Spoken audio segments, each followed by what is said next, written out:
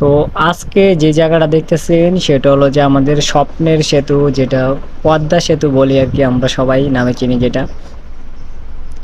তো লাইফে first time আর কি পদ্মা সেতুতে উঠবো, তো এটা ফিলিংসটাই আসলে অন্যরকম আলাদা, জায়গাটা মুখে ভাষা প্রকাশ করার মতন। আসলে অনেক সুন্দর একটা জায়গা। আর এটা হচ্ছে পদ্মা সেতু টোল পার, যেখানে আর কি টোল দেয়।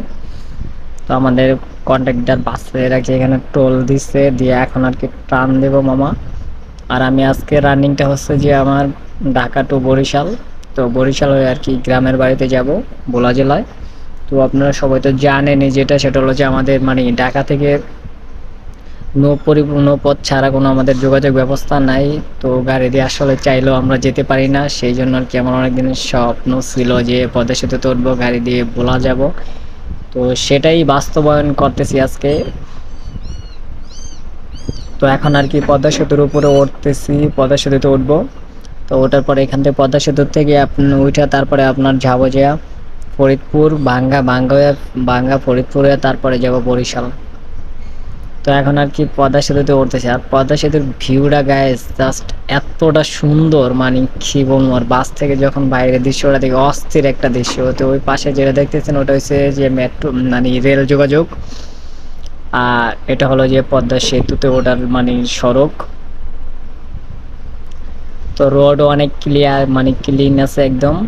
সেই জন্য আর কি টানতেছে গাড়ি অবস্থভাবে। এই যে এটা হচ্ছে পদ্মা সেতুর উপরে এখন আর কি উঠছে। তো পদ্মা সেতুটা এপার থেকে ওই পার পুরোপুরি আর কি মানে ক্রসিং করতে জাস্ট 7 মিনিট লাগে। তো আমাদের গাড়ির স্পিড ছিল যে প্রায় 80।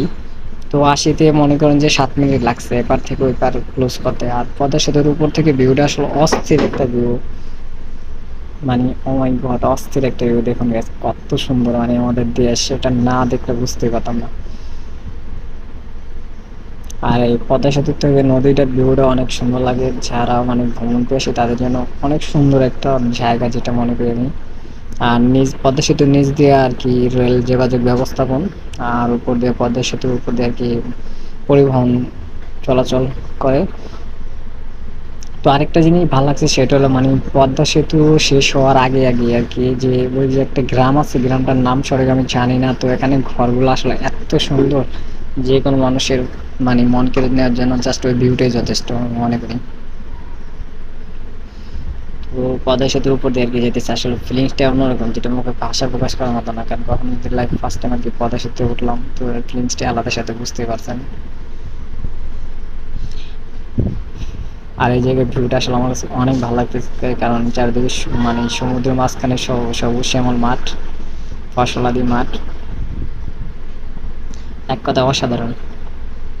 আর সবচেয়ে ভালো লাগতেছে বেশি আজকে কারণ বলাতে যেতেছি আপনার বরিশাল হয়ে গাড়ি দিয়ে আর কি। তো পরিবহন দিয়ে কখনো যাওয়া হয়নি, সবসময় লঞ্চ দিয়ে যাওয়া হয়। সেই জন্য আসলে মনটা অনেক ফুরফুরে, অনেক ভালো লাগতেছে।